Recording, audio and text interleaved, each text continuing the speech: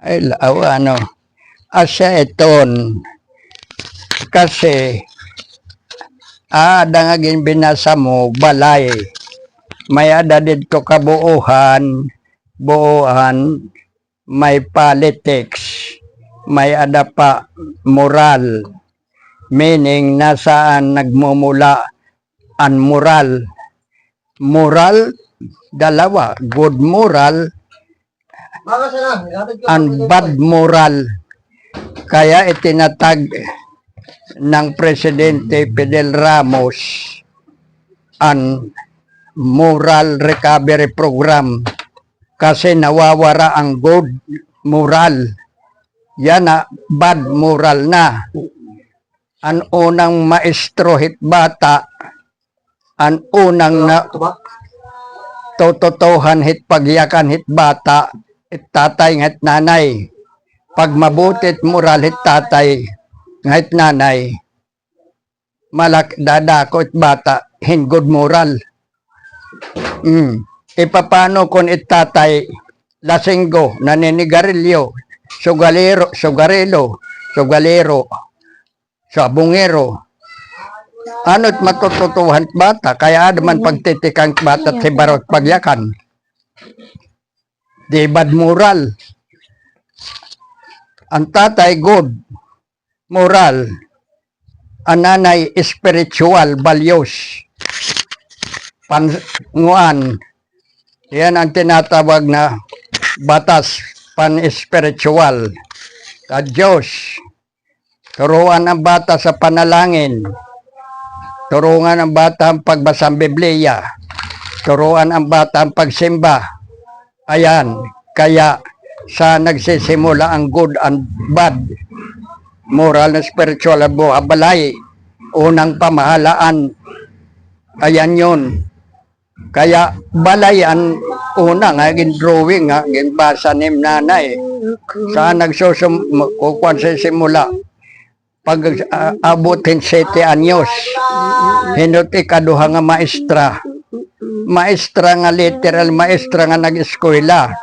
Anon itinuturo dito at mga bata, good manners and right conduct. Ang tanong, mayroon pa ba good manners yan at mga estudyante? And right conduct? Right na. Kaya, inaano ngayon itong moral recovery para maibalik uli ang good moral and spiritual values. Ngayon, hanit mga tao yung Domingo, spiritual values ba? Nasisyang tuwera simbahan?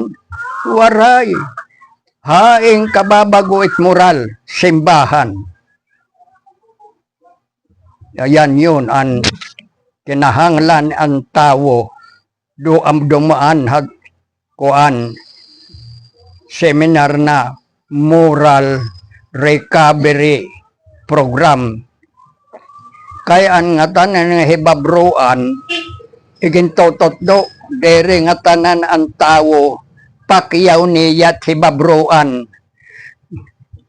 Kuan, journalist, pakyaw ba nga tanan hibabruan, kuan, alam nira itong spiritual knowledge, wisdom, dere. No. Ngayon, sino't nagdadarahit good moral? Tao nga nabago. Diing kakabag ano nabago mo? Ano mo characters? Kaya may ada ko ID na police cadence. May ada ko moral recovery program naman police. Kaya ipare-renew ko yan. Tapos may libro ako, Philippine National Police Code of Professional Conduct and Ethical Standard. What is moral? Moral is ethical and excellence. Hain tayo kukuha itong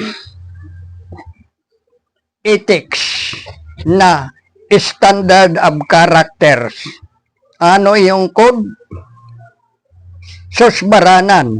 pamantayan, sukatan, hinano, good manners and right conduct, professional conduct and standard of character. Pati nga si ano, Okay, professional. pati nga si Jordan. Ano itong Tagalog hit professional? Dalubhasa. Hawaray-waray, hingkori. Ano, Lisa, itong waray-waray, dalubhasa. Kada mo niya ako pa pinag-anuhan, waray-waray. Pag siniring well trend, English ko ang lagihap.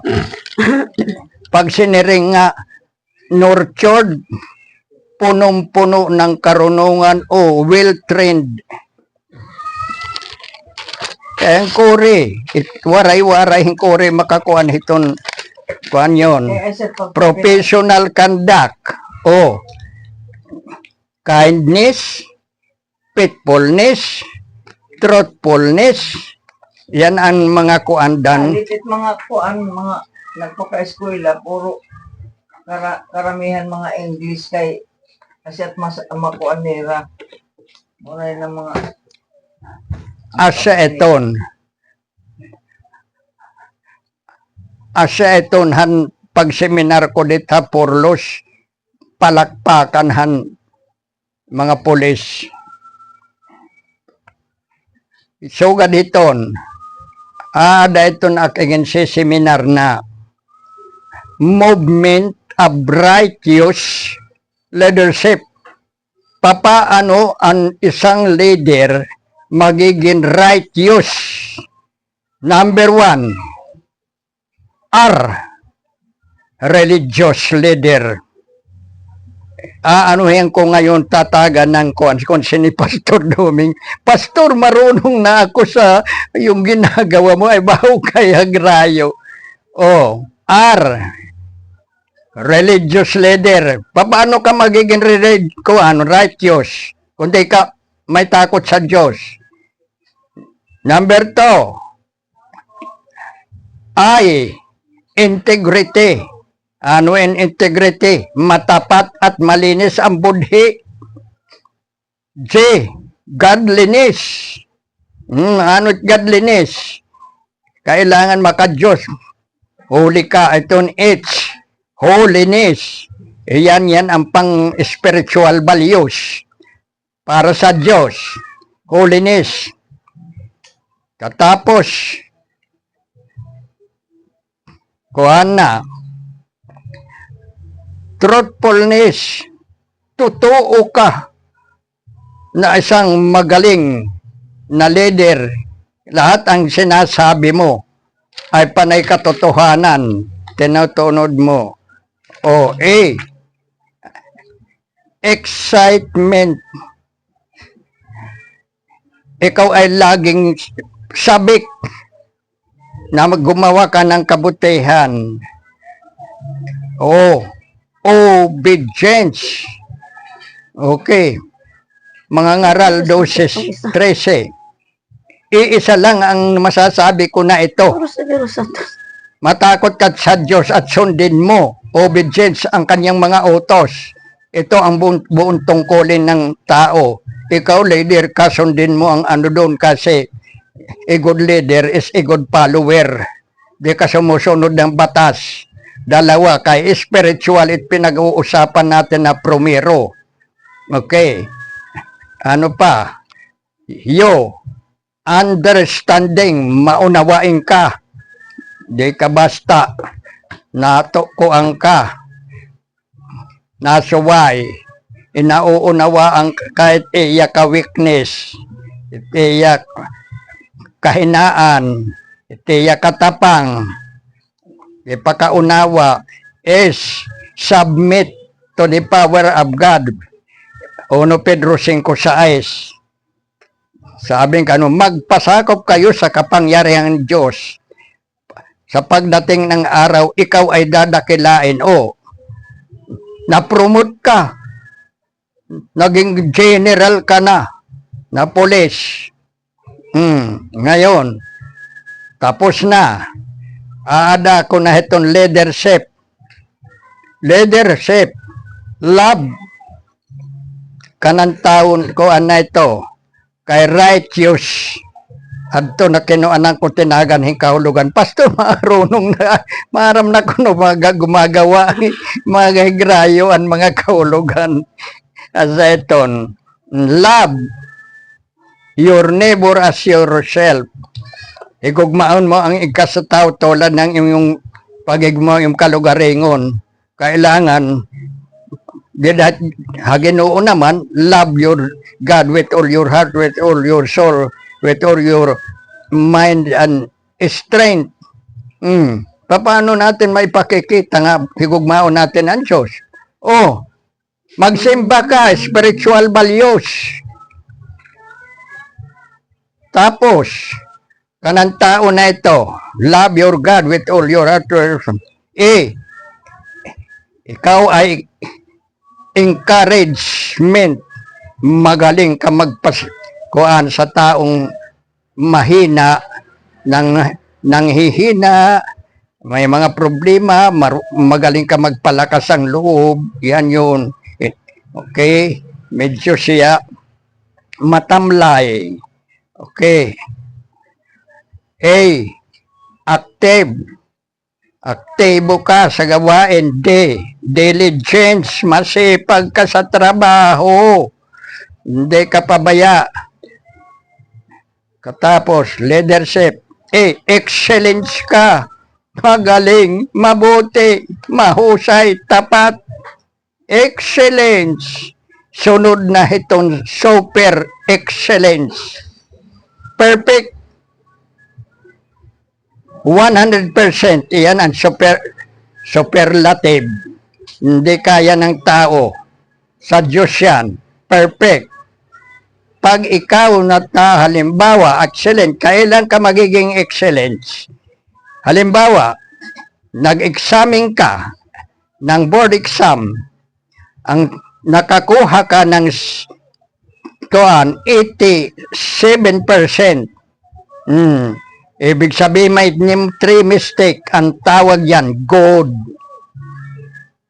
Nakakuha ka ng 82 o 92. 97 kanina at ako anadto, 97, tatlo ang inyong mali. Ang tawag yan, ang percent mo, 97%, good. Pag nakakuha ka ng 98%, very good. Pag nakakuha ka ng 99%, excellence! Hindi pa yan superlative. Pag ikaw nakakuha ng 100%, superlative ka. Kakaya mo ba yun? Ayan yun. Kaya, nasing nalahi, kuan, polis nga kan kiko, diing kakunot hit nga hiton, panhibaro hiton nga mga terminology ngayon kula kunon pinanihibatian iton. Iyan ang kuan doon. Leader, diligence, iyan yun. Leader, nakuhaan ko ng excellence. R, resourceful, magaling ka magplano, mag-ideya na pinuno. May ka-extract, kuhaan, knowledge and wisdom, nakakag-imbento ka. Resourceful, leader, righteous leader, sipa, sacrifice, kanina submission. Okay. Matiising ka, isinasakripisyo ang sarili mo. Mamatay mabuhi, basta naglilingkod ka ng katap-tapat. Sacrifice. H. Humbleness o humility. Mapinaubsanong ka. I. Intercessory. Matalino ka, marunong ka, may kaalaman ka sa pamumuno. P. Perseverance. Tapos. Anakon man lagin si kong kahim nanay ka nagyayakan nga ning kagutilan tingog. Ang transformation, waray ko kakuan ang transformation anak again kuan turo takay transformation T trustworthy mapagkakatiwala ang kan leader. R repentance. Susinang. Okay. Ay, Single? acceptance. Oh, Hindi ko alam kung saan. inaano mo, ina-accepta kan mo nga may Kuha alam kuan mo mali ka. Paano ka matatransform into God likeness? Uy, nasaan yung moto, ay yung ano? Susi ng single. Ang butano nga di waray Hanapin mo nga. dako ha? Waray dako ang pagsiringa. Uy, ipabasa mo ang Nasaan hanapin mo? transformation. Waray ko nalakabasahan. Pag kuwang ko ditha. Buena Vista. Ay guti elang tengo sinasabi sana ipabasa ni mo ang transformation. Baka nadala ni Intoy. Ha? Hanapin mo. Yan. Akin na yung mic. Salit. Baka mamaya nadala ni Intoy. Kailangan Nandun sa San Jose Heights. ang seminar mo Ngayon ka mo. di rin makakaintindi kung hindi mo ipaliwanag. Yan, sige basahin ninyo. Basahin mo din he. Hindi pa Teka naman nga, dala yung aring at cellphone, ano. hanpi. Naiyakin na nga yung Mga mic. tinikangan.